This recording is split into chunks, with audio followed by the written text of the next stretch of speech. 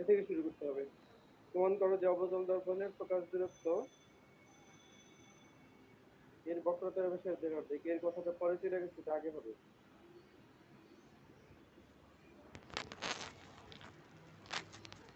এফিকাস 4/2 এর যে প্রুফটা, এটা বইয়ের ভিতরে উত্তোলনের জন্য দেওয়া আছে। যদিও প্রুফটা ভালো না, খুবই কঠিন বইটা। স্যার গাণিতিক ভাবে করা যাবে না? মানে স্যার চিত্র ছাড়া? হ্যাঁ, স্যার চিত্র ছাড়া করা যাবে না? চিত্র ছাড়া কেমনি করবা? প্রসেস বলো। স্যার ফোকাস দূরত্ব, স্যার বক্রতা ব্যাসার্ধ, স্যার ওভাবে করা যাবে না? যে ফোকাস দূরত্ব বক্রতা ব্যাসার্ধের অর্ধেক করে।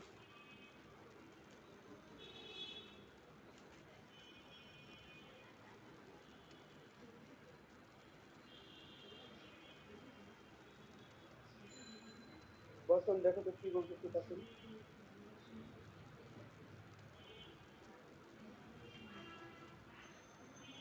বসন, জি স্যার। তো বলতেছে যে চিত্র ছাড়া গাণিতিক ভাবে করা যাবে না। তোমার কি মতামত? না স্যার, চিত্র লাগবে।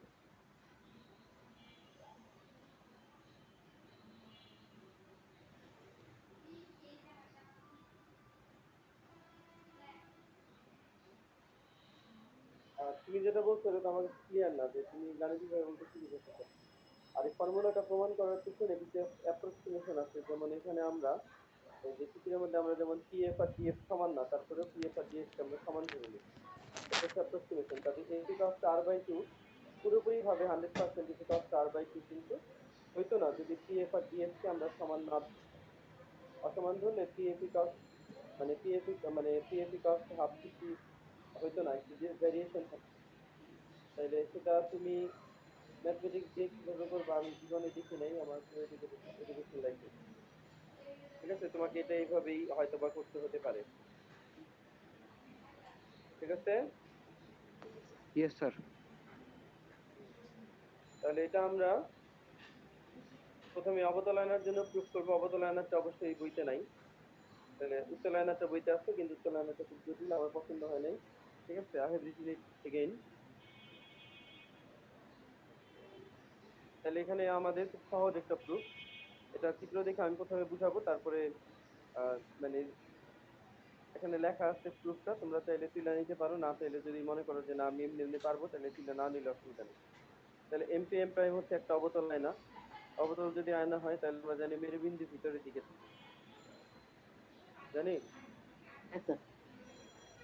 এখন পি থেকে যত দূরে এফ থাকে, এফ থেকে তত দূরে সি থাকে, এটা আমরা মানে প্রমাণ করব, কিন্তু তারপরে আমাদেরকে এটা মোটামুটি ভাবে এরকম সমান করে আমরা আঁকার চেষ্টা করব। চিত্রের ভিতরে আমরা অঙ্কনের চিহ্ন এটা ওইভাবে রাখবো না, যে পি এফ আর এফ কে আমরা সমান করে নিচ্ছি, যেহেতু এটা আমরা প্রমাণ করতে যাচ্ছি। কিন্তু হয়তো কম্পাস দিয়ে আমরা কেটে নিব, পরে ওইটা আস্তের উপরে মুছে দিব, মানে বিন্দুটা রেখে বাদ বাকি অংশটা মুছে দিব। ঠিক আছে, অ্যাড করবো আর কি। আর পরে প্রুফ হয়ে গেলে তো আর কোনো সমস্যা নেই। এখন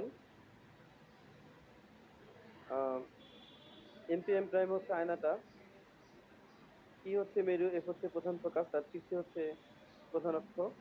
তাহলে আয়নার প্রধান অক্ষের নিকটবর্তী এবং সমান্তরাল একটা আলোক রশ্মি এডি আমরা দেখতে পাচ্ছি না? হ্যাঁ স্যার। Yes sir. এডি আলোক রশ্মি আমরা দেখতে পাচ্ছি। তাইলে এডি আলোক রশ্মি প্রধান অক্ষের সমান্তরাল এবং নিকটবর্তী, খেয়াল করো নিকটবর্তী। ঠিক আছে, very near to the principal axis. তার মানে হচ্ছে তোমার ডি বিন্দু আর পি বিন্দু খুব কাছাকাছি। এখন তুমি বলতে পারো স্যার এটা নেওয়া হইলো কেন? যদি তুমি বেশি দূরে নিয়ে নাও তাহলে তোমার মনে করো এই প্রুফটা অ্যাকুরেসি হারাতে থাকে। পি থেকে তুমি দিকে যত বেশি দূরে নিবা, এটা অ্যাকুরেসি সে অনেক বেশি পরিমাণে লস করবে। ঠিক আছে, এই জন্য ডিবি মানে এডি রশ্মিটা তোমার মনে করো পিসি প্রধান অক্ষের কাছাকাছি হবে, একটু পরে এটা বলা হবে আবার। তাহলে তোমার এডি আলোক রশ্মি মনে করো আয়নার উপরে প্রতিফলক পৃষ্ঠের উপরে ডি বিন্দুতে এসে পড়লো। ঠিক আছে, তাহলে ডি বিন্দুতে এসে পড়ানোর পরে আমি যে ডি বিন্দু আছে সেই ডি বিন্দুর সাথে যদি বক্রতা কেন্দ্র সি কে যোগ করি তাহলে সিডিটা বক্রতা ব্যাসার্ধ হয় না? Yes sir. ইয়েস তাহলে স্যার। তাহলে বক্রতা ব্যাসার্ধ সেটা হচ্ছে যে তোমার প্রতিফলক পৃষ্ঠের উপর বক্রতা ব্যাসার্ধ যেটা সেটা লম্ব হয়। তাহলে সিডিটা তোমার ওই যে প্রতিফলক পৃষ্ঠের উপরে লম্ব হচ্ছে। ঠিক আছে, সিডি যেটা সেটা হচ্ছে প্রতিফলক পৃষ্ঠের উপরে লম্ব হচ্ছে। ফার্স্টে এটা আমাকে এস্টাবলিশ করতে হবে যে ডি বিন্দুতে এসে আলোক রশ্মি পড়ছে, তাহলে সেটার সাথে আমি বক্রতা কেন্দ্রকে কানেকশন দিলাম। তাহলে সিডি হচ্ছে বক্রতা ব্যাসার্ধ, তাহলে সিডিটা হচ্ছে ওই আয়নার প্রতিফলক পৃষ্ঠের উপরে পারপেন্ডিকুলার হবে। Once you can establish this thing, এই জিনিসটা যখন যে সময় তুমি মনে করো ক্লিয়ার করে ফেলতে পারবা তখন তুমি বুঝতে পারবা। কারণ আমরা জানি আপতিত রশ্মি অবিলম্বের সাথে যে কোণ তৈরি করে সেটা হচ্ছে আপতন কোণ, প্রতিফলিত রশ্মি অবিলম্বের সাথে যে কোণ তৈরি করে সেটা হচ্ছে প্রতিফলন কোণ। তাহলে আপতিত রশ্মি এডি, তার অভিলম্ব যদি সিডি হয়, তাহলে এডিসিটা হয়ে যাচ্ছে কি আপতন। আপতন কোণ। আর আপন কোণ। ওই এডিসি এর সমান করে আমি যদি অ্যাঙ্গেল সিডিএফ আঁকি, তাহলে ডিএফ হবে প্রতিফলিত রশ্মি, ডিএফটা প্রতিফলিত রশ্মি হবে তখন, আর অ্যাঙ্গেল সিডিএফ হবে প্রতিফলন কোণ, রাইট? প্রতিফলন। অ্যাঙ্গেল সিডিএফ হবে প্রতিফলন কোণ। এখন এই জিনিসটা হচ্ছে আমাদের আলোর প্রতিফলন থেকে এই জিনিসটা নিতে হচ্ছে। তাহলে আমাদের দুইটা জিনিস প্রমাণ করার জন্য সহায়ক দুইটা জিনিস আমাদেরকে আলো সহায়ক জিনিস থেকে নিতে হচ্ছে। একটা হচ্ছে যদি আমরা এডিটাকে প্রধান অক্ষের সমান্তরাল আলোক রশ্মি ধরি, তাহলে ডি বিন্দুটা পি বিন্দুর খুব কাছাকাছি অবস্থিত, এটা একটা মানে আইডিয়া। আরেকটা আইডিয়া হচ্ছে যে আহ আরেকটা আইডিয়া আমরা এস্টাবলিশ করলাম যে সিডি যেটা সেটা হচ্ছে অবিলম্ব, কারণ ডি বিন্দুতে এসে আলোক রশ্মি পড়ছে, তার সাথে বক্রতা কেন্দ্রে কানেকশন দিলে সিডিটা অবিলম্ব হয়ে যাবে। এটা হচ্ছে আরেকটা আইডিয়া। তাহলে এই দুইটা আইডিয়া যদি আমরা মোটামুটি ভাবে চিন্তা ভাবনা করি তাহলে সেক্ষেত্রে আমাদের জন্য প্রুফটা বেশ সহজ হয়ে যাবে। এখন তোমার মনে করো যে এই আপতিত রশ্মি এডি প্রতিফলক পৃষ্ঠের উপরে ডি বিন্দুতে এসে পড়লো, তাহলে সেটা মনে করো আমরা জানি যে প্রধান অক্ষ সমান্তরাল যদি থাকে তাহলে প্রতিফলনের পরে প্রধান ফোকাস দিয়ে যায়, বুঝছিলাম না? Yes sir. Yes sir. তাই প্রধান অক্ষকে যে বিন্দুতে ছেদ করবে সেটা হচ্ছে প্রধান ফোকাস বা প্রিন্সিপাল ফোকাস হবে। তাইলে এখানে অ্যাঙ্গেল এডিসি আর অ্যাঙ্গেল সিডিএফ ইকুয়াল হবে আলোর আহ, প্রতিফলনের সূত্র অনুসারে। আলোর প্রতিফলনের সূত্র না, কারণ অন্য তরঙ্গের প্রতিফলন হতে পারে। তাহলে প্রতিফলনের সূত্র অনুসারে অ্যাঙ্গেল এডিসি আর অ্যাঙ্গেল সিডিএফ ইকুয়াল হবে। ঠিক আছে, এরপরে কিন্তু আমাদের কঠিন না, এরপরে হচ্ছে জিওমেট্রিক ব্যাপার। হ্যাঁ, এই জিনিসগুলো আমরা মোটামুটি ভাবে লাইটের ওই জায়গা থেকে নিয়েছি। এরপরে হচ্ছে জিওমেট্রিক কিছু ব্যাপার আছে। জিওমেট্রিক ব্যাপারটা হচ্ছে যে এডি আর সিএফ এই দুইটা সমান্তরাল না? Yes yes sir. Sir. Yes AD sir. আর সিএফ সমান্তরাল আর ডিসি হইতেছে তাদের ছেদক। তাহলে আমরা জানি যে দুইটা সমান্তরাল রেখাকে যদি অপর একটা রেখা ছেদ করে তাহলে একান্তর কোণ ক্রস সমান হয়, করছি। সমান হয়। আর ছেদকের একই পাশে অন্তঃস্থ কোণ দুইটার সমষ্টি দুই সমকোণ হয়। ক্লাস সিক্সে বোধহয় আমরা এই থিওরেমটা পড়েছিলাম। তাহলে এখানে এডি আর সিএফ হচ্ছে প্যারালাল এবং ডিসি হচ্ছে তাদের ছেদক। তাহলে অ্যাঙ্গেল এডিসি আর অ্যাঙ্গেল ডিসিএফ তারা কি একান্তর কোণ হবে কিনা? হবে ইয়েস স্যার। স্যার হবে। Yes sir. তাহলে অ্যাঙ্গেল এডিসি আর অ্যাঙ্গেল ডিসিএফ একান্তর কোণ। একান্তর কোণ চিহ্নের রূপে হচ্ছে এটা জেড প্যাটার্নের কোণ হয়। এটা এখানে অবশ্য উল্টা জেড দেখা যাচ্ছে, এডিসি ডিসিএফ জেডটা হচ্ছে ঠিকই কিন্তু উল্টা জেড। ঠিক আছে, তবে আমরা সবসময় একটা মিস্টেক করে থাকি, অনেক সময় মিস্টেক করি। আমরা মনে করি একান্তর কোণ হইলেই বোধহয় সমান হবে, আসলে বিষয়টা তা না। একান্তর কোণ হওয়ার পরেও সমান নাও হতে পারে। একান্তর কোণ যে সময় নাকি সমান্তরাল রেখা দিয়ে একান্তর কোণ হবে, ঠিক আছে, তখন কোণ দুইটা মানে সমান হবে। কিন্তু যদি এমন একটা রেখা থাকে যেমন এডি আর সিএফ মনে করো সমান্তরাল হইলো না, তারপরেও যদি সিডি তাদেরকে ছেদ করে তাহলেও একান্তর কোণ হবে, কিন্তু তখন এডিসি আর ডিসিএফ এই কোণ দুটা সে কোণ দুটি ইকুয়াল হবে না, একান্তর কোণ ঠিকই হবে। অনেকে চিন্তা করে যে একান্তর কোণ হইলেই বোধহয় সমান হয়ে যাবে, বিষয়টা কি সেরকম? No sir. No sir. এবং এটা হচ্ছে কি মানে আমি দেখছি যে অনেক সময় তারা ভার্সিটি লেভেল পার করে ফেলে তারপরেও এই ভিতর থেকে এই আইডিয়াটা তারা দূর করতে পারে না। ঠিক আছে, বলে যে আমি বললাম কেন সমান, বলে একান্তর কোণ যে সবসময় সমান হয় না এটা অনেকে বুঝে না। ঠিক আছে, ইন্টারভিউ তো দেখছি। এখন কথা হচ্ছে তাইলে তো তোমার প্রুফ হয়েই গেল তুমি খেয়াল করো, এডিসি হচ্ছে আপতন কোণ, ডিসিএফ হচ্ছে প্রতিফলন কোণ, তাহলে এডিসি আর ডিসিএফ সমান। আবার খেয়াল করতেছো যে এডি আর সিএফ হচ্ছে সমান্তরাল, ডিসি হচ্ছে তাদের ছেদক, তাহলে অ্যাঙ্গেল এডিসি আর অ্যাঙ্গেল ডিসিএফ সমান একান্তর কোণ বলে। তাহলে অ্যাঙ্গেল এডিসি সমান সমান অ্যাঙ্গেল তোমার সিডিএফ, আবার অ্যাঙ্গেল এডিসি সমান সমান হচ্ছে অ্যাঙ্গেল ডিসিএফ। তাইলে কি অ্যাঙ্গেল ডিসি অ্যাঙ্গেল সিডিএফ আর অ্যাঙ্গেল ডিসিএফ কে কি আমরা ইকুয়াল ধরতে পারি কিনা? Yes sir. তাহলে অ্যাঙ্গেল সিডিএফ আর অ্যাঙ্গেল ডিসিএফ কে যদি আমরা সমান ধরি, তাহলে আমরা এখানে একটা ত্রিভুজ দেখতে পাই, সেই ত্রিভুজটা হচ্ছে ত্রিভুজ পিডিএফ। সেই পিডিএফ ত্রিভুজের মধ্যে তাইলে দেখা যাচ্ছে দুইটা কোণ সমান হয়। আমরা জানি যে মানে ত্রিভুজের সমান সমান কোণের বিপরীত বাহু সমান হয়, ত্রিভুজের সমান সমান বাহুর বিপরীত কোণ সমান হয়। তবে ত্রিভুজের এক বাহু যদি অন্য বাহু থেকে বড় হয়, তাহলে বৃহত্তর বাহুর বিপরীত কোণ ক্ষুদ্রতর বাহুর বিপরীত কোণ অপেক্ষা বৃহত্তর হয়। ত্রিভুজের এক কোণ যদি অন্য কোণ অপেক্ষা বড় হয়, তাহলে বৃহত্তর কোণের বিপরীত বাহু ক্ষুদ্রতর কোণের বিপরীত বাহু অপেক্ষা বৃহত্তর হয়। তাহলে এখানে আমরা সমতা এবং অসমতা সম্পর্কিত তিনটা চারটা থিওরেম আমরা কিন্তু জানি।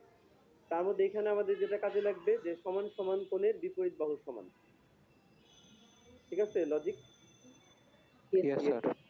তাহলে কোন ত্রিভুজে? ত্রিভুজ ডিসিএফ নিশ্চয়ই। ডিসিএফ ত্রিভুজে আমি বলতে চাচ্ছি যে অ্যাঙ্গেল সিডিএফ আর অ্যাঙ্গেল ডিসিএফ সমান। তাইলে অ্যাঙ্গেল সিডিএফ আর অ্যাঙ্গেল ডিসিএফ যদি সমান হয়, তাহলে ওই কোণগুলোর বিপরীত বাহু যারা আছে তারাও সমান হবে কিনা? Yes yes sir, sir. সমান হবে। হ্যাঁ, তাইলে তাইলে কি হবে তোমার সিএফ আর সিএফ ডিএফ সমান, equals DF. CF equal to DF হবে। এটা হচ্ছে একটা আইডিয়া। আর ওই যে অ্যাপ্রক্সিমেশনটা চলে আসবে এখন, যে যেহেতু এডি সরলরেখাটা প্রধানকের নিকটবর্তী এবং সমান্তরাল, কাজে ডি বিন্দু এবং পি বিন্দু খুব কাছাকাছি অবস্থিত। কাজে আমরা চেষ্টা করলে একটু অ্যাপ্রক্সিমেট করে একটু ভুল টুল চিন্তা করে আমরা লিখতে পারি ডিএফ ইকুয়ালস টু পিএফ। যদি ইকুয়াল না, তারপরে আমরা কি লিখতে পারি? ডিএফ সমান সমান পিএফ লিখতে পারি নাকি? Yes sir. এটা হচ্ছে অ্যাপ্রক্সিমেশন, এই সূত্রের অ্যাপ্রক্সিমেশন। মানে এই সূত্রটা করার সময় আমি এই জিনিসটা স্যাক্রিফাইস করছি, নাহলে আমি প্রুফটা করতে পারতাম না। তো টিএফ ঠিক আছে? সমান কি স্যার কিভাবে হলো স্যার আবার একটু বলবেন? হুম। তো এই জায়গাটা বুঝিনি স্যার, টিএফ সমান কি? ডিএফ সমান সমান পিএফ হচ্ছে যে তোমার এই এডি যেই মানে রশ্মিটা আছে, সেই রশ্মিটা হচ্ছে প্রধান অক্ষের সমান্তরাল, এবং এডি রশ্মিটা হচ্ছে প্রধান অক্ষের খুব কাছে। এডি রশ্মিটা কোথায়? প্রধান অক্ষের খুব কাছে। কোথায়? কাছে। যদি তাই হয়, তাহলে তুমি দেখবা যে প্রধান ফোকাস বা ফোকাস বিন্দু এফ থেকে পি এর দূরত্ব যা, ফোকাস বিন্দু এফ থেকে ডি এর দূরত্ব, সেটাকে আমরা ইকুয়াল ধরে নিচ্ছি, যদি ইকুয়াল হয় না। ঠিক আছে? এখন তুমি বলতে পারো যে স্যার এফ তো সেন্টার, এফ কিন্তু সেন্টার না। ঠিক আছে, যেই গোলকটা থেকে তুমি কেটে নিয়ে আয়নাটা তৈরি করছো সেই গোলকের সেন্টার কিন্তু সি। যদি তুমি বলতো যে স্যার সিডি আর সিপি সমান, তাইলে আমি মেনে নিতাম, কারণ দুইটাই ব্যাসার্ধ। কিন্তু তোমার এই কিন্তু ডিএফ আর পিএফ কিন্তু সমান না, কিন্তু আমি যেহেতু এডি রশ্মিটা প্রধান অক্ষের নিকটবর্তী এবং সমান্তরাল, নিকটবর্তী কথাটা মেইন এখানে, নিকটবর্তী, কাজে ডি বিন্দু এবং পি বিন্দু, ডি বিন্দুটা পি বিন্দুর খুব কাছাকাছি অবস্থিত। এই জন্য আমি ডি থেকে মানে এফ এর দূরত্ব যা, পি থেকে এফ এর দূরত্ব, আমি সেটাকে ধরতে পারি যে ডি থেকে এফ এর দূরত্ব যত, পি থেকে এফ এর দূরত্ব ঠিক তত। তোমরা বাসার ভিতরে অনেক উপরে একটু এডি রশ্মিটা আইকা, তারপরে তুমি দেখবা যে ডিএফ আর পিএফ এর মধ্যে বেশ ডিফারেন্স মনে হবে তোমার। বাসার ভিতরে সেটা আইকা দেখতে পারবা না? যেমন এডি রশ্মিটা, মনোযোগ দিয়ে শুনবা, এডি রশ্মিটা মনে করো এখানে প্রধান অক্ষের খুব কাছাকাছি আছে, তো তুমি বাসার ভিতরে এক করবা কি, এডি মনে করো রশ্মিটাকে অনেক উপরের দিকে উঠাই দিবা, তখন দেখবা যে ডিএফ আর পিএফ কে তুমি মেপে দেখবা। আর টিএফ এই বড় চিত্র, হবে। হ্যাঁ টিএফ বড় হবে। হ্যাঁ, তাইলে আহ, আর এখানেও তুমি মেপে দেখবা, এখানেও দেখবা পুরোপুরি ইকুয়াল হচ্ছে না। কিন্তু আমাদের প্রমাণ করার স্বার্থে আমরা ডিএফ আর পিএফ, জারিফ বোধহয় দেখছিল যে ডিএফ আর পিএফ বোধহয় 100%, মানে এফিকাস 100% আর/2 হয় না, জারিফ দেখছিল না তুমি প্রমাণটা, নাকি ইয়েস ওই দিন আপনি বলছিল না ক্লাসে? স্যার, ছিলাম ওই সময়টা পর্যন্ত। হ্যাঁ হ্যাঁ, ওইটা জারিফ কিন্তু চেক করে দেখছিল যে এফ সমান সমান আর/2 এটা 100% অ্যাকুরেট না। ঠিক আছে, অ্যাকুরেসি একটু এদিক সেদিক আছে। ঠিক আছে, তাহলে তোমরা সেটা মনে করো একটু গবেষণা করতে পারো, এই রশ্মিটাকে বিভিন্ন জায়গায় দিয়ে দেখতে পারো যে ডিএফ আর পিএফ ইকুয়াল হচ্ছে কিনা। তাহলে তোমাদের কিন্তু প্রমাণটা মনে থাকবে আরো বেশি, যদি তুমি একটা বিষয় নিয়ে রিসার্চ করো। আছে, তাহলে প্রধান অক্ষের নিকটবর্তী যদি হয় তাহলে আমরা বলতে পারি যে তোমার ডিএফ আর পিএফ অলমোস্ট ইকুয়াল। তাহলে আগে আমি পেয়েছি সিএফ ইকুয়ালস টু ডিএফ, এখন পাচ্ছি হচ্ছে পিএফ ইকুয়ালস টু ডিএফ। যদিও 100% ইকুয়াল না, তারপরে আমি ধরে নিচ্ছি যে পিএফ ইকুয়ালস টু ডিএফ। তাহলে ডিএফ ইকুয়ালস টু সিএফ যদি হয়, আবার ডিএফ ইকুয়ালস টু যদি পিএফ হয়, তাহলে সিএফ আর পিএফ ইকুয়াল নাকি নন এটা ইকুয়াল? ইকুয়াল। ইকুয়াল। তাহলে সিএফ আর পিএফ যদি সমান হয় তাহলে কি বোঝা যায়? এফ এফ হচ্ছে হলো পিসের মধ্যবিন্দু। পিসের মধ্যবিন্দু। আমি কিন্তু তোমাদের বুদ্ধি করে এখানে কোণের বিষয়গুলো দিয়ে দিচ্ছি চিত্রের মধ্যে। কোণের বিষয়গুলো দেওয়ার কারণে তুমি কিন্তু প্রমাণ করার সময় বুঝতেই পারবা যে কোনগুলি আমাকে সমান ধরতে হবে। তাহলে বলতে পারো যে পিএফ ইকুয়ালস টু হাফ পিসি, বলতে পারো না? পারো কিনা? Yes sir. Yes sir. তাহলে পিএফ হচ্ছে তোমার ফোকাস দূরত্ব আর পিসি হচ্ছে বক্রতা ব্যাসার্ধ। তাহলে পিএফ এর জায়গায় যদি তুমি ছোট হাতের এফ লিখো আর পিসি এর জায়গায় যদি তুমি ছোট হাতের আর লিখো, তাহলে এফ ইকুয়ালস হয়ে যাচ্ছে আর divided by two, right? Yes sir. হ্যাঁ। এখন আমি তোমাদেরকে এটা তুলে নেওয়ার জন্য অপশন দিব। আমার মনে হয় যে তোমরা ডায়াগ্রাম দেখলে তোমাদের পক্ষে পারার কথা, কিন্তু তারপরে আমি তুলে নেওয়ার অপশন দিব। তুমি এই তুলে নিবে, এটা একটু তুলে তুলে নেওয়া শুরু করো। ঠিক আছে, এটা একটু উঠাও, তারপরে আমরা উত্তোলনের জন্য পড়বো।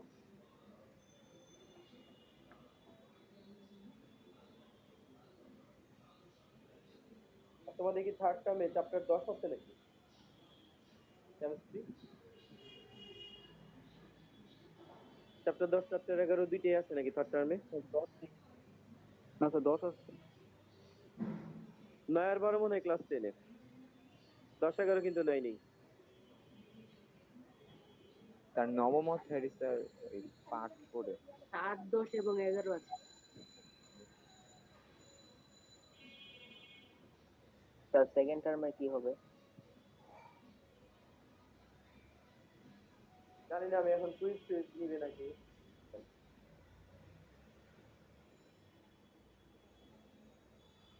স্যার সরাসরি কি শুরু করবেন? কে, আমি?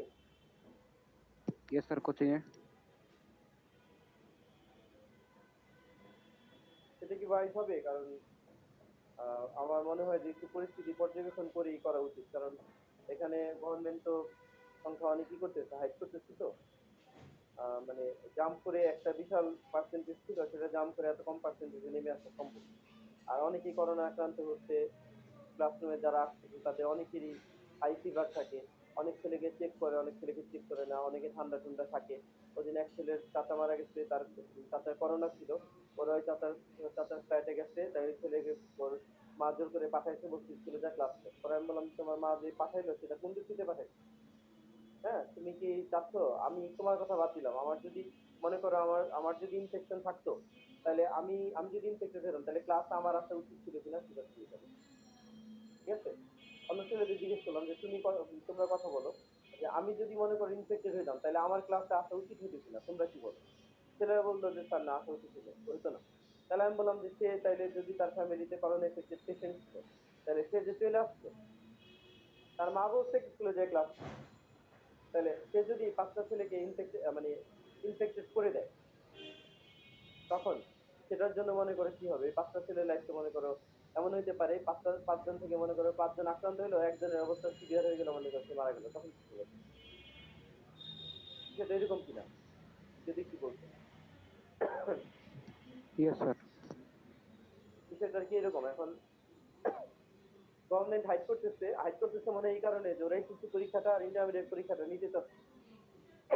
আর এখন ওরা অক্টোবরে হয়তো নিত, কিন্তু একটা ডেট ডিক্লেয়ার করে ফেলছে, তো এখন যদি বলে নভেম্বরের পরীক্ষা অক্টোবরে নিবে, তাহলে পোলাপান আবার আন্দোলন শুরু করবে। এই জন্য ওরা ডেটও কি করতে পারতেছে না, আগাইতে পারতেছে না। এটা হচ্ছে সমস্যা। আমার কাছে মনে হচ্ছে যে ওই এসএসসি আর ইন্টারমিডিয়েট পরীক্ষা নিয়ে তারা আবার ক্লোজ করতে পারে, হয়তোবা ক্লোজ করতে পারে। কারণ এই যে কয়েকদিন ক্লাসে যাওয়াটার পরে আমারও মনে হচ্ছে কেমন কেমন যেন আর কি শরীর লাগতেছে আমার আসার পরে, এবং আমার ভয়েসের মানে গলার টোন থেকে তুমি বুঝতে পারতেছো। স্যার ঠিক আমাদের আছে? সাথে ক্লাস করেছে এরকম একজন করোনা পজিটিভ হয়েছে ক্লাস করার পর। হ্যাঁ, ওইটাই তো। তাইলে এখন মনে করো যে আমিও তো যে সময় ক্লাস নিতে থাকি তখন আমি মানে স্টুডেন্টদের মাঝে বেঞ্চের মাঝে দিয়ে যাই, তখন আমিও তো এফেক্টেড হইতে পারি। বিষয়টা এরকম আর কি। এই এই যে দেখো, আমার মনে করো যে শারীরিক অবস্থা মনে করো আমি কিছুটা ফিল করতেছি, খারাপ ফিল করতেছি এখন। ঠিক আছে, কাজে আমাদের মনে হয় একটু অবজারভেশনে একটু থাকা উচিত। হ্যাঁ, অবজারভেশনে রেখে আমাদের একটু দেখা উচিত আর কি, যে আসলে পরিস্থিতি কোথায় দাঁড়ায়।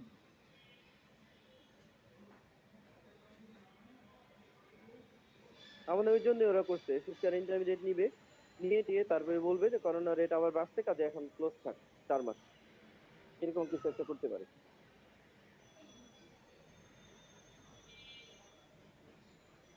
স্টুডেন্ট আক্রান্ত হচ্ছে, ক্লাস 8-এর একটা মেয়ে মারা গেছে, এবং সেখানে শিক্ষা মন্ত্রণালয় থেকে বলতেছে যে সেই স্কুলে এসে করোনা এফেক্টেড হয়নি, তাহলে আমাদের গেগুড়িতে এসে এক ছেলে করোনা এফেক্টেড হইলো কিভাবে?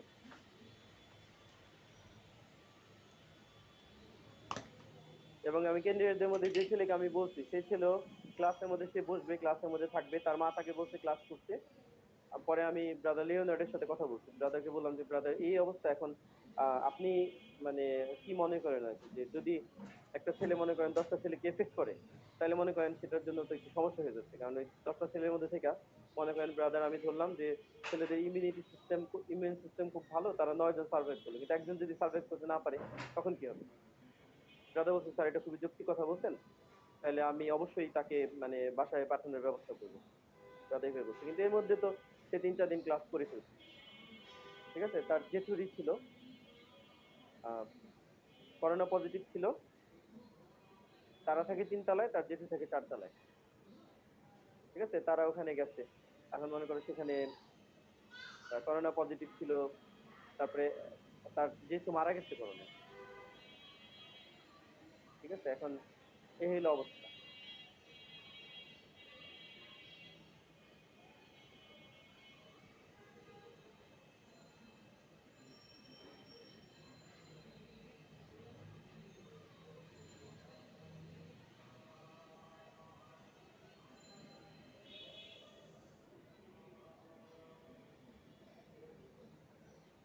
তা একটু নিচে নেবেন। হুম হুম, চিত্রটা কি এঁকেছো? স্যার, স্যার লেখা বাকি আছে স্যার।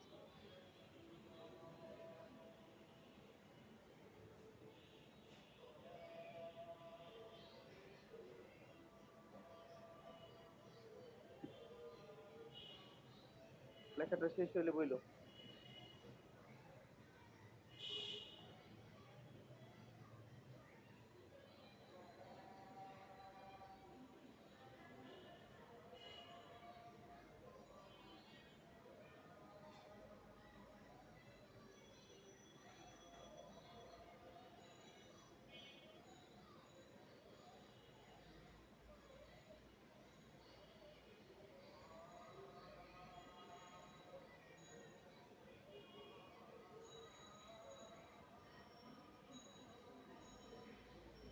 তাহলে আমাদেরকে যদি কোন কোন স্যারেরা অফলাইনে পড়াচ্ছে, প্রাইভেট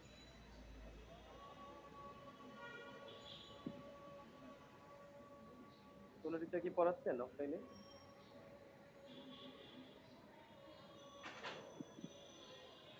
তো কয়েকজন অনলাইনে জানতে পেরেছি স্যার, শ্যামল স্যার, তারপর শাহিদ আলী স্যার। ও আচ্ছা।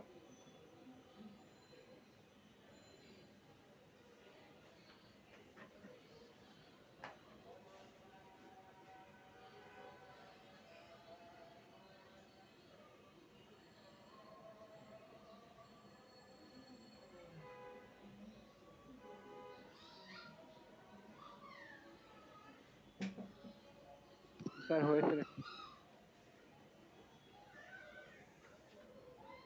তোমার পরীক্ষার মধ্যে প্রথমে চিত্রটা এঁকে তারপরে মনে করো প্রমাণ লেখা শুরু করতে পারো।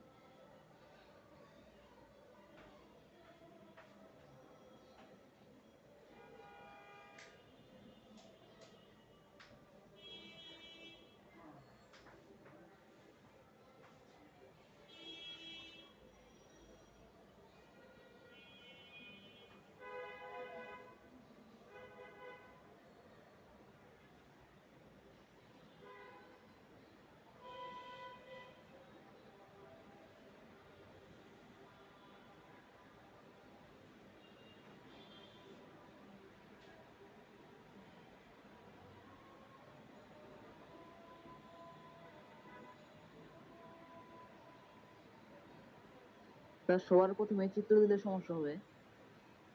না, আমি সেটাই বললাম, প্রথমে চিত্র এঁকে চিত্র দেখে দেখা লিখবা আর কি। তো চিত্রটা আঁকবা কিভাবে? এমপি এম প্রাইম দিয়ে নিবা, চাঁদা দিয়ে আঁকতে পারো।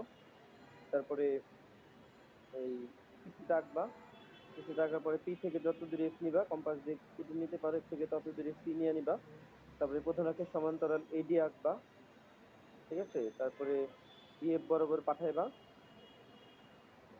এফ নিয়ে নিছো আগেই। তারপরে তুমি ভিসি যোগ করবা, সেটাই হচ্ছে অ্যাঙ্গেল অফ ইনসিডেন্স, আর সেটা হচ্ছে অ্যাঙ্গেল অফ রিফ্লেকশন। প্রথমে এফ আর C P F C fix করে নিলেই, তাহলে ওই যে যোগ করে দিলেই দেখা যাবে আপতন কোণ আর প্রতিফলন কোণ সমান হয়ে গেছে।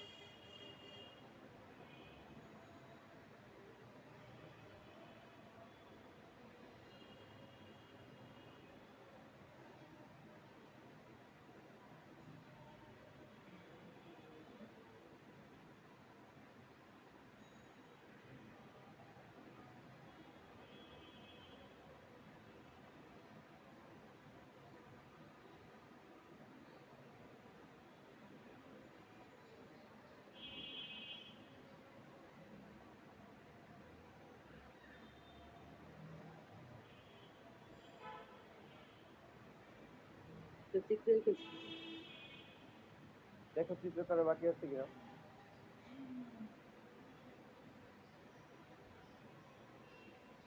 আমার একটা মিনিট লাগবে। হ্যাঁ, আরেকটা মিনিট দিলে ভালো হয়।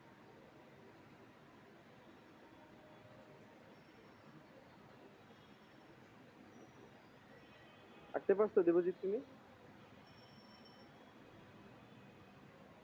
হুম, হয়েছে। কারো বাকি আছে কিনা দেখো তাহলে।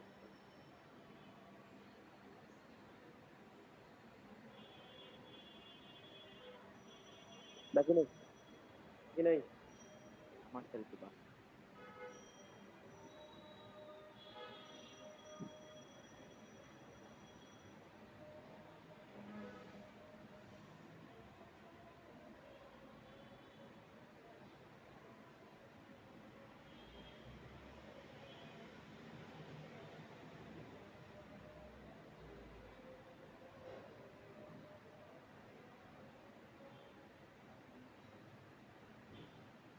হয়ে গেছে নিশ্চয়ই, পরের অংশ শুরু করে এবার।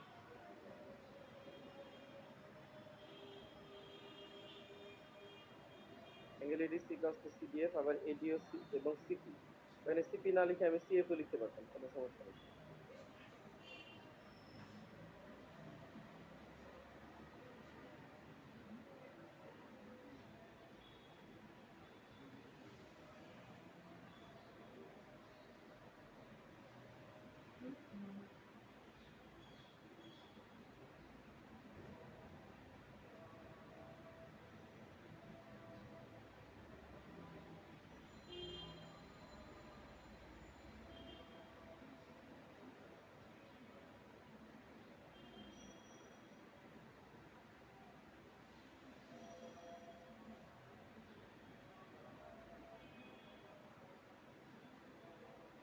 হয়েছে এতটুকু? মানে উপরে 2 লাইন তো হয়েছে অবশ্যই। Yes sir.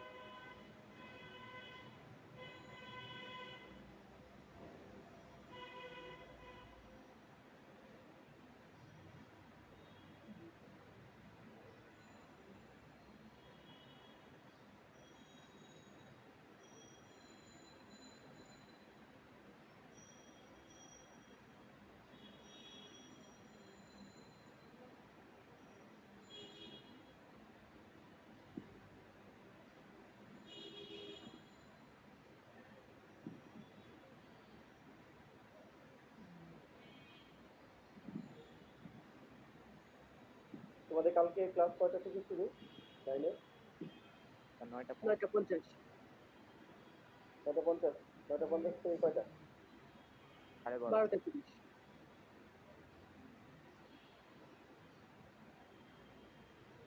স্যার ওই দুই সময় ঘন্টা। টিফিন টাইম দিবে? হ্যাঁ, বুঝলাম না। স্যার টিফিন টাইম কি দিবে এর মাঝখানে? না মনে হয় টিফিন দিবে না। 2 ঘন্টা 40 মিনিট না? Plus 40 minute.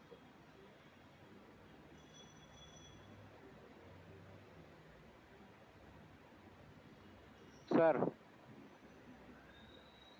স্যার ওখানে যে কিন্তু পিএফ সমান ইকুয়ালস ফোকাস দূরত্ব ইকুয়ালস এফ এবং পিসি, স্যার এটা মানে কি? এফ এবং পিসি। মেরু থেকে ফোকাস বিন্দু দূরত্বকে ফোকাস দূরত্ব বলে না? Yes sir. এটা তো মানে প্রধান ফোকাস আর ফোকাস দূরত্বের সংজ্ঞা পড়ানোর সময় আমি শিখেছিলাম। মেরু থেকে প্রধান ফোকাস বা ফোকাস বিন্দু দূরত্ব হচ্ছে ফোকাস দূরত্ব, আর মেরু থেকে বক্রতা কেন্দ্রের দূরত্ব হচ্ছে বক্রতার ব্যাসার্ধ। তো সকল দূরত্ব গোলীয় আয়নাক্ষেত্রে সকল দূরত্ব মেরু থেকে মাপা হয়, শিখেছিলাম না? Yes sir. ও স্যার স্যার এখন বুঝতে পেরেছি স্যার, ওই এফ এবং পিসি স্যার একসাথে ধরে ফেলেছেন। এটা বলছিলাম যে বড় হাতের অক্ষর দিয়ে বোঝাইতে হবে বিন্দু, আর ছোট হাতের অক্ষর দিয়ে বোঝাইতে হবে স্পেস, সেটাও বলছিলাম। তাহলে পি থেকে এফ পর্যন্ত যে দূরত্বটা সেটা হচ্ছে ফোকাস দূরত্ব, আর পি হচ্ছে মেরু, এফ হচ্ছে ফোকাস বিন্দু। আর পি থেকে সি পর্যন্ত দূরত্ব সেটা হচ্ছে বক্রতার ব্যাসার্ধ, কারণ পি হচ্ছে মেরু আর সি হচ্ছে বক্রতার কেন্দ্র। স্যার লেখা হয়েছে।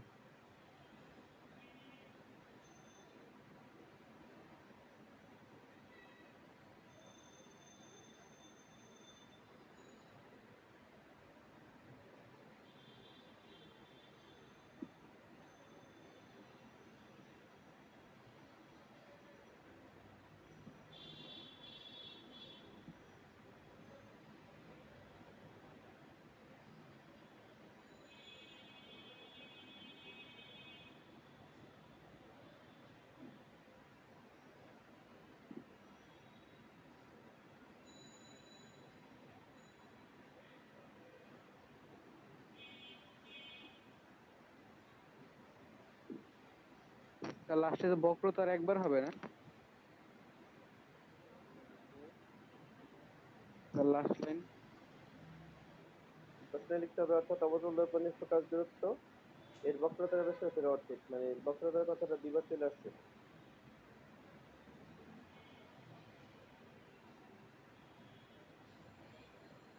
এর বক্রতার ব্যাসার্ধের অর্ধেক। লেগে গেছে।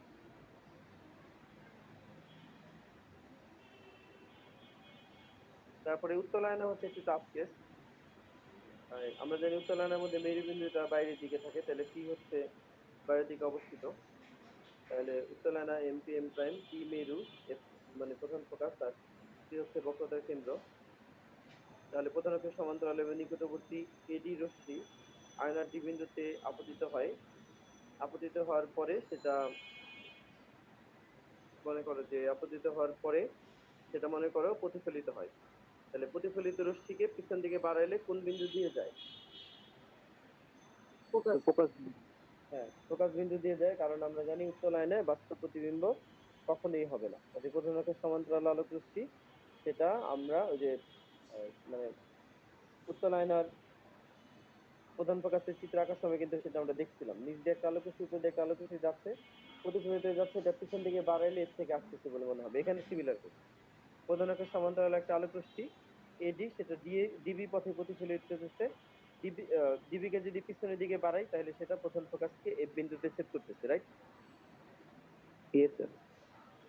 তাহলে সি হচ্ছে বক্রতার কেন্দ্র, ডি বিন্দুতে আলোক রশ্মিটা এসে আপতিত হয়েছে। তাহলে বক্রতা কেন্দ্রের সাথে ডি বিন্দুকে যদি আমি কানেকশন দিই তাহলে সেটা বক্রতা ব্যাসার্ধ হবে, এবং বক্রতা ব্যাসার্ধ হবে প্রতিফলক পৃষ্ঠের উপরে লম্ব। তাহলে সিডি হচ্ছে লম্ব হবে। তাহলে আমাদের সুবিধার জন্য আমরা সিডি কে ডিএন মানে এন বিন্দু পর্যন্ত বাড়াই নিচ্ছি, যেহেতু আপতন কোণ আর প্রতিফলন কোণটা ডান দিকে, কাজে আমরা সিডিকে বর্ধিত করে এন পর্যন্ত নিয়েছি। তাহলে আপতিত রশ্মি এডি অভিলম্বে ডিএন এর সাথে যে কোণ উৎপন্ন করে সেটা হচ্ছে এডিএন, আর প্রতিফলিত রশ্মি ডিবি অভিলম্বের সাথে যে কোণ তৈরি করে সেটা হচ্ছে এনডিবি। তাহলে আপতন কোণ আর প্রতিফলন কোণ সমান, কাজে ADN equals to NDB equal হবে কিনা? Yes sir. Angle ADN equals to angle ADB হবে, থিটা ইকুয়ালস টু থিটা আর যেহেতু, ঠিক আছে, সমান হবে। তাহলে এই জিনিসটা আমরা বুঝলাম। তারপরে হচ্ছে উম, তারপরে যে বিষয়টা সেটা হচ্ছে যে আমরা দেখতে পাচ্ছি যে এডি আর সিএফ দুইটা সমান্তরাল। আহ, সমান্তরাল এবং সিডিএন হচ্ছে তাদের ছেদক। সিডিএন খেয়াল করি, চিন্তা করি, এডি আর সিএফ বা সিপিও বলতে পারি। যদি সিএফ কে আমার কাছে ছোট বলে মনে হয় তাহলে আমি সিপিও বলতে পারি। তাহলে এডি একটা, সিপি একটা, দুইটা সমান্তরাল রশ্মি কিনা, রাইট? Yes sir. প্রথম হচ্ছে সমান্তরাল সেতু, আর সিডিএন হইতেছে তাদের ছেদক। তাহলে অনুরূপ কোণগুলো সমান। অনুরূপ কোণ কোন আকৃতির হয়? যেমন একান্তর কোণ হয় জেড এল আকৃতির, এল বিপরীত কোণ হয় হইতেছে এক্স আকৃতির। একইভাবে অনুরূপ কোণগুলো কোন আকৃতির হয়? এল আকৃতি। এল না, এফ, এফ আকৃতির। একটা এফ চিন্তা করলাম, এফ হইতেছে লম্বা একটা দাগ দিলাম, তারপরে উপরে একটা দিলাম, মাঝে একটা দিলাম, ঠিক আছে? তাহলে ওই দুই কোণায় যে কোণ হয়েছে সেটা হচ্ছে সমান হয়, অনুরূপ কোণ হচ্ছে এফ। তাহলে এখানে তুমি খেয়াল করে দেখো, খুব নিবিড় ভাবে পর্যবেক্ষণ করে দেখো যে এডি, সিপি আর সিডিএন একটা মনে করো উল্টা এফ তৈরি করছে কিনা। ইয়েস করেছে দেখেছি। সিএনটা হচ্ছে তোমার লম্ব এই বাহুটা, এডি হচ্ছে তোমার এফ এর মাঝেরটা, আর সিপি হচ্ছে তোমার এফ এর উপরেরটা। যদি উল্টা এফ আর কি, এটা হয়েছে উল্টা এফ। হ্যাঁ স্যার। হ্যাঁ, তাহলে আমি বলতে পারি অনুরূপ কোণ সমান। তাহলে অনুরূপ কোণ হচ্ছে এডিএন আর অনুরূপ কোণ হচ্ছে ডিসিএফ, তারা ইকুয়াল হবে, ঠিক আছে? They will be equal, ADN আর ডিসিএফ ইকুয়াল হবে। তাইলে এডিএন আর ডিসিএফ ইকুয়াল হইলো। আবার বিপ্রতীপ কোণ বইলা, আমি খুব সুন্দর করে কোণগুলো দেওয়ার চেষ্টা করছি, কোণগুলো দিয়ে দিচ্ছি আমি। বিপ্রতীপ কোণ বইলা সিডিএফ আর এনডিবি সমান কিনা। Yes sir. ইয়েস তাহলে আমরা বলতে পারি যে এডিএন ইকুয়ালস হচ্ছে NDB, ADN equals to NDB, একটু মনোযোগ দিয়ে শুনতে হবে। এডিএন ইকুয়ালস টু এনডিবি, আবার এনডিবি সমান সমান হচ্ছে সিডিএফ, যেহেতু বিপরীত কোণ। তাহলে আমরা বলতে পারি কিনা যে ADN equals to CDF. Yes yes sir. হ্যাঁ, তারপরে আমরা আহ, বলতে পারি কিনা যে এডিএন ইকুয়ালস টু হচ্ছে ডিসিএফ, অনুরূপ কোণ বলে। ইয়েস তাহলে সিডিএফ আর ডিসিএফ এই দুইটা কোণ সমান হচ্ছে কিনা। হচ্ছে স্যার। আরেকবার বলবো, যারা বুঝতে পারেনি তারা আবার মাইন্ড করবে যে স্যারের বুঝা হলো না। আমি বললাম যে এডিএন আর এনডিবি প্রতিফলনের সূত্র অনুসারে সমান, কিন্তু খেয়াল করো এনডিবি আর সিডিএফ হচ্ছে বিপরীত কোণ। কাজেই যেখানে নাকি এনডিবি আছে সেখানে তুমি সিডিএফ লিখতে পারো, তার মানে এডিএন ইকুয়ালস হচ্ছে সিডিএফ, তারা সমান হয়ে গেল। আবার খেয়াল করো যে তোমার এডি আর সিএফ ছিল সমান্তরাল আর সিডিএন ছিল হচ্ছে তাদের ছেদক, এজন্য অনুরূপ কোণ সমান, তার মানে এডিএন ইকুয়ালস হচ্ছে অ্যাঙ্গেল ডিসিএফ, এই দুইটা কোণ সমান ছিল, ঠিক আছে? তাহলে এডিএন সমান সমান ডিসিএফ, আবার এডিএন সমান সমান সিডিএফ। তাহলে সিডিএফ আর ডিসিএফ সমান কিনা সেটা জানতে চাচ্ছিলাম। স্যার। তাহলে ত্রিভুজ সিডিএফ এর মধ্যে সিডিএফ আর ডিসিএফ সমান, তাহলে সমান সমান কোণের বিপরীত বাহু সমান। তাহলে সিডিএফ এর বিপরীত বাহু হচ্ছে সিএফ আর ডিসিএফ এর বিপরীত বাহু হচ্ছে ডিএফ। তাহলে সিএফ আর DF equal, right? Yes sir. Yes sir. তারপরে ডি বিন্দু পি বিন্দুর সন্নিকটে, এই জন্য DF equals to PF approximation করা যায়। তাহলে সিএফ ইকুয়ালস টু ডিএফ আবার পিএফ ইকুয়ালস টু ডিএফ। তাহলে আমি লিখতে পারি যে সিএফ ইকুয়ালস টু হচ্ছে পিএফ, তার মানে এফ হচ্ছে পিসের মধ্যবিন্দু, তার মানে PF equals to half PC. কিন্তু পিএফ হচ্ছে আয়নার ফোকাস দূরত্ব, তার মানে এফ, আর পিসি হচ্ছে আয়নার বক্রতা ব্যাসার্ধ, তার মানে আর। তার মানে হচ্ছে F equals to R by, right? Yes sir. Angle নিয়ে এখানে একটু ঝামেলা আছে, এই জন্য আমি অ্যাঙ্গেল গুলো এভাবে ইন্ডিকেট করে দিচ্ছি। খেয়াল করছো কিনা, হাতে চিত্র আঁকছি আমি। হ্যাঁ, তার মানে আমার কোনো বইয়ের কোনো জায়গার চিত্র আমার পছন্দ হয়নি, এই জন্য আমি হাতে আঁকছি, সুন্দর করে হাতে এঁকে আমি এখানে বসাইছি।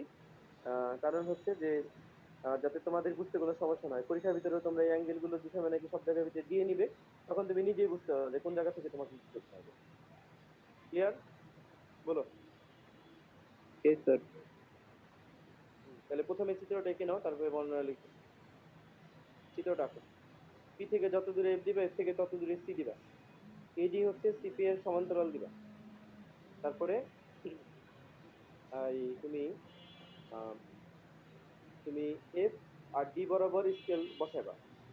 স্কেল বসায় তুমি ডি থেকে এফ পর্যন্ত ডট লাইন দিবা, ডি থেকে বি পর্যন্ত ফুল দিয়ে দিবা। তারপরে সি এর সাথে তুমি সি আর ডি বরাবর স্কেল বসায় তুমি সি দিয়ে একদম তুমি করে দিবা, টেনে দিবা। The diagram will be completed.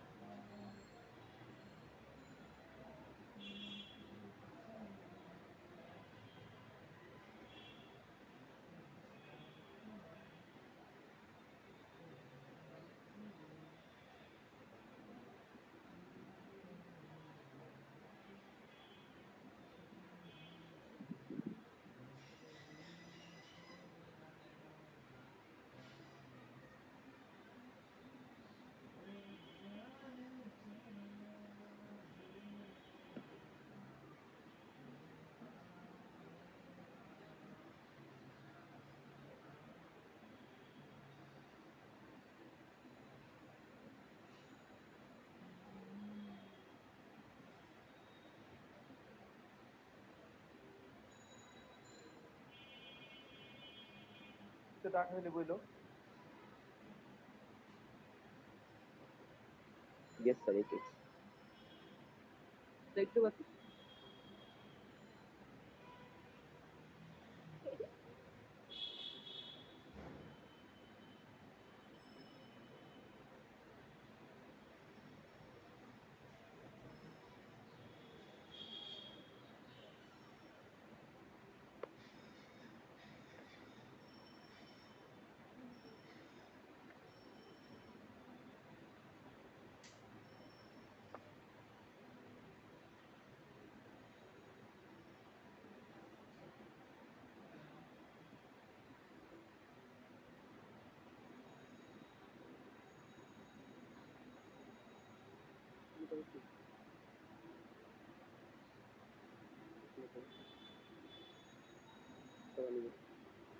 করা নিবে না আমি।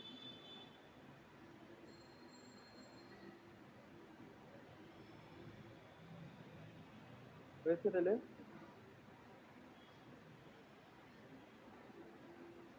পাচ্ছি।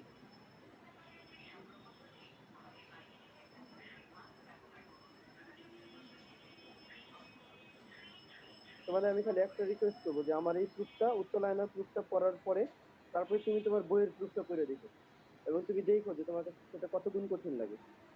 তো দেখেছিলাম স্যার, ওখানে বেশি বেশি কথা বলে। হ্যাঁ, ওখানে তুমি একটু পড়ে দেখো যে তোমার কাছে কতটা জটিল মনে হয়। হ্যাঁ, আমি Yes, এটা হচ্ছে সর্বোচ্চ সহজ ভাবে আমি করার চেষ্টা করছি। sir, আপনারটা স্যার একবারে বুঝি।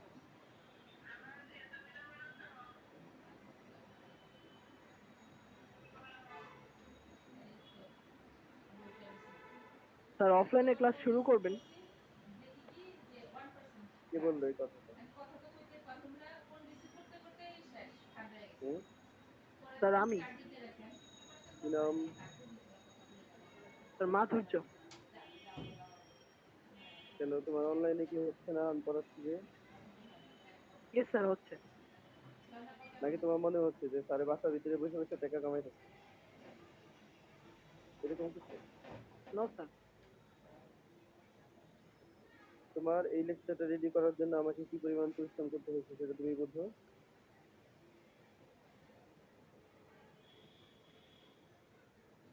তোমার জন্য, তোমাদের জন্য আমি চ্যাপ্টার 10 চ্যাপ্টার 11 কেমিস্ট্রি রেডি করছি।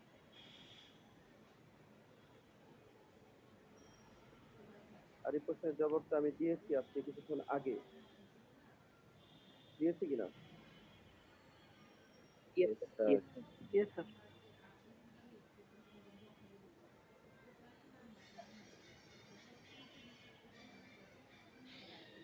তবুও তোমার ফ্রিডম আছে যে তুমি মনে করো যদি মনে হয় যে না, তুমি অফলাইনে যে পড়বা এখন, অন্য যে পড়াচ্ছে অফলাইনে, সেক্ষেত্রে যে তুমি পড়ো আমার কোনো আপত্তি নাই। ঠিক আছে, আমার কাছে বললে আপত্তি নাই, না বললে আপত্তি নাই। কথা ক্লিয়ার। আমার হচ্ছে অবজারভেশনে কিছুদিন থাকতে হবে, কারণ হচ্ছে করোনার পরিস্থিতিটা এখনো ঠিক ওইভাবে ভালো হয়নি। গভর্নমেন্ট যেটা দেখাচ্ছে সেটা হচ্ছে ফলস ডেট। কারণ যেখানে স্টুডেন্টরা করোনা আক্রান্ত হচ্ছে সেটাকে আমি ভালো বলতে পারি না। কারণ আমাদের গেগুড়িতে অনেক অনেক স্টুডেন্টকে ওভারলোড করে যাচ্ছে, গেট দিয়ে ঢোকার সময় টেম্পারেচার মাপা হচ্ছে না অনেক।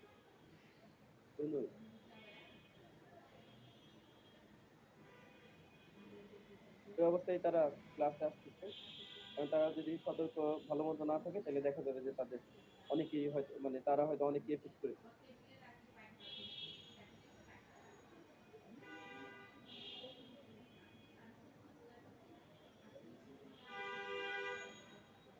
আর এখন আমি অফলাইনে পড়ানো শুরু করলাম, আমার কাছে স্টুডেন্ট আসলো। কত স্টুডেন্ট আসলো হইতেছে, আমার রুমের ক্যাপাসিটি হয়তো বা 16 জন বসানোর। এখন আমার করোনার সময় আমার বসাইতে হবে 8 জন। তাহলে আমার স্টুডেন্ট যদি 25 জন হয় তাহলে 25 জন স্টুডেন্টকে আমার কি ব্যাচে পড়াইতে হবে। পড়াইলে আমার কত ঘন্টা সময়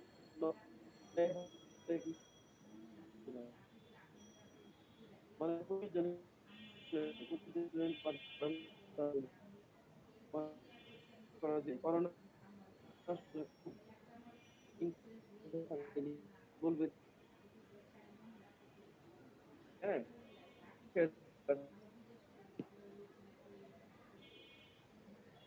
আপনার কথাগুলো কেটে কেটে আসছে। হুম, আপনার কথা কেটে কেটে আসছে। হুম। এখন না স্যার, ঠিক হয়নি, তো অনেক কেটে নো কেটে আসছে। স্যার, আসলে তাই আছে স্যার। দেখো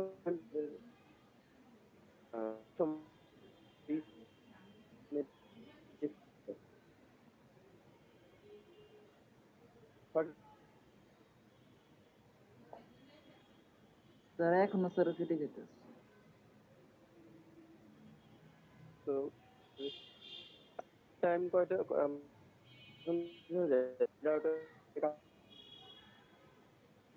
হুম, এখন ঠিক আছে। হ্যাঁ স্যার, এখন ঠিক আছে। স্যার এখন ইয়েস ঠিক স্যার। আছে। রাউটারের সামনে আসছি, এখন মনে হয় ঠিক আছে। ঠিক আছে, এখন কি কথা বুঝে যাচ্ছে? Yes sir. Yes sir. Hmm, রাউটারের সামনে থাকতে হবে, নেটওয়ার্ক নেই।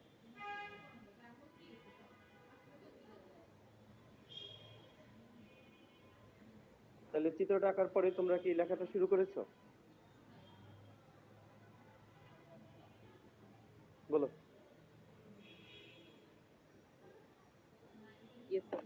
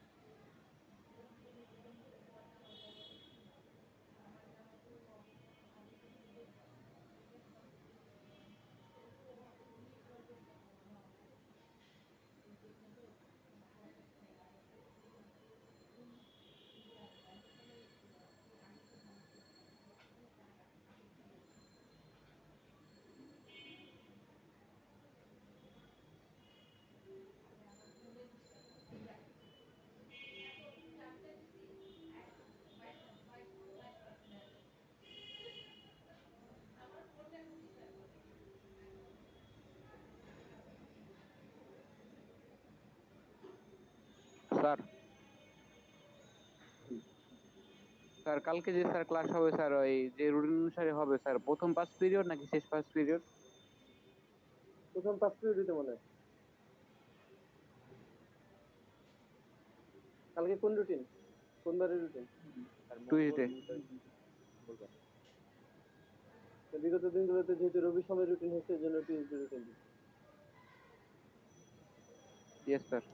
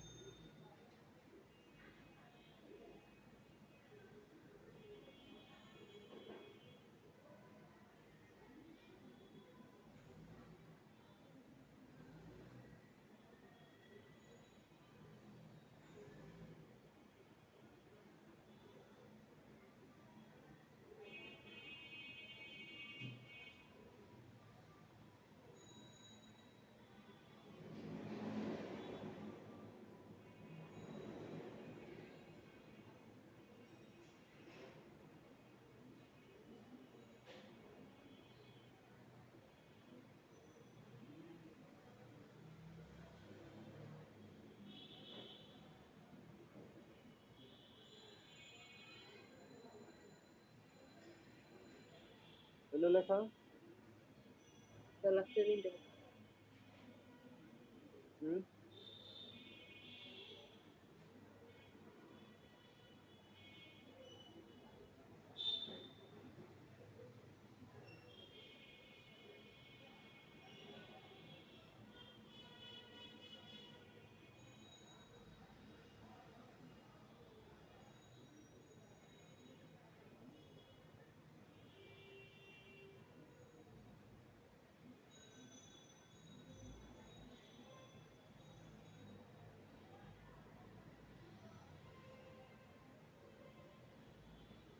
ইয়েস হয়েছে।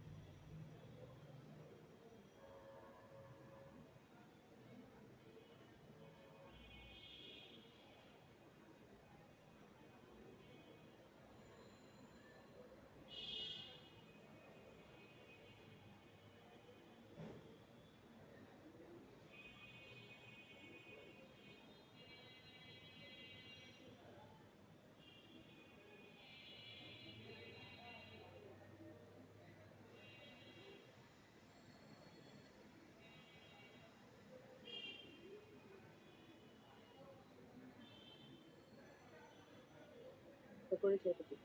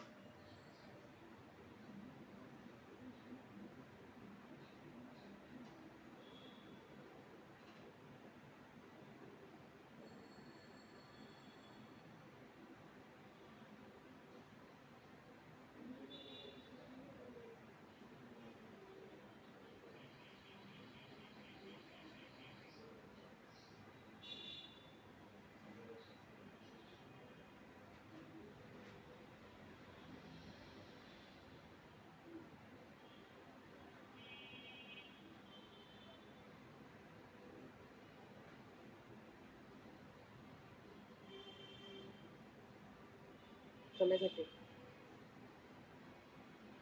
বাকি আসছে কিনা কারো?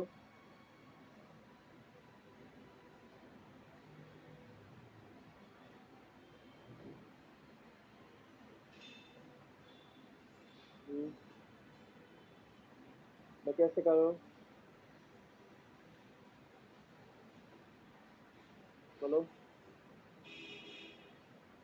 কারো বাকি আসছে কিনা? No sir. কারো বাকি আসছে কিনা বলো। স্যার একটু বাকি আছে।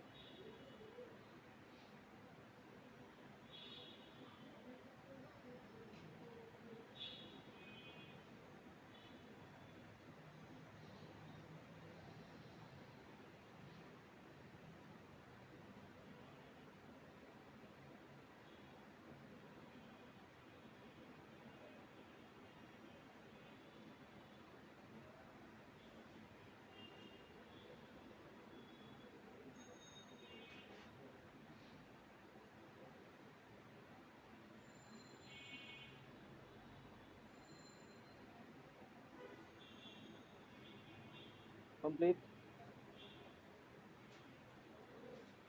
Yes sir.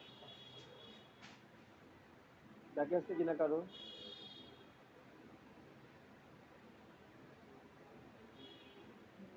নাই? তাহলে এখন আমরা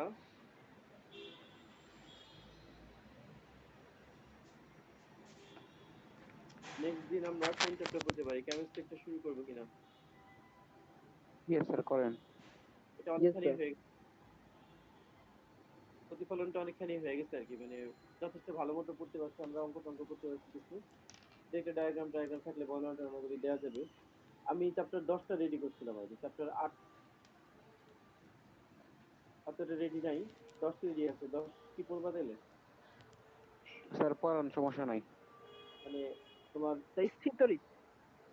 না, কেমিস্ট্রি বলছিলাম আমি। খনিজ সম্পদ। মানে চ্যাপ্টার 10টা চ্যাপ্টার 8-এর উপর ডিপেন্ড করে না, ঠিক আছে? এটা ইন্ডিভিজুয়াল একটা চ্যাপ্টার। চ্যাপ্টার 11 চ্যাপ্টার 8-এর উপর ডিপেন্ড করে না, ঠিক আছে? এখন আমার 10 অনেকখানি রেডি করছি আমি, 11 অনেক জটিল জটিল জিনিস রেডি করছি আমি। সেটা যে সময় পড়াবো তখন তুমি বুঝবা যে আসলে খুব পিকুলিয়ার টাইপের জিনিস রেডি করছি 11 থেকে। আর 10-এর মনে হয় আমি চ্যাপ্টারের মেইন থিম কোনো কিছু মনে হয় বাকি রাখিনি। এখন আমার কাছে রেডি আছে, তাহলে রেডি যেটা আছে কাজে আমি শুরু করে দিতে চাচ্ছি চ্যাপ্টার 10, ঠিক আছে? Without making any delay. If you are agree. Yes sir. ঠিক আছে, তার আগে জানাই ইয়েস নিতে স্যার, উই এগ্রি।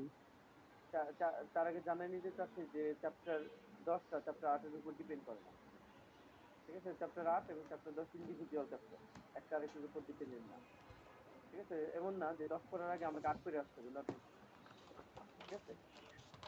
তাহলে আমি বাই দিস টাইম আমি 8 রেডি করতে থাকবো, কিন্তু ক্লাস অফ করে রেখে কি করবো, 10টা পড়াতে থাকি আর আমি 8টা রেডি করছি, ঠিক আছে না?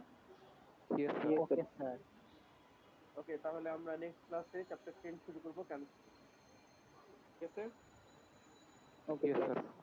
ওকে sir. Thanks for joining thank today. You sir. আসসালামু থ্যাংক ইউ আলাইকুম স্যার। স্যার।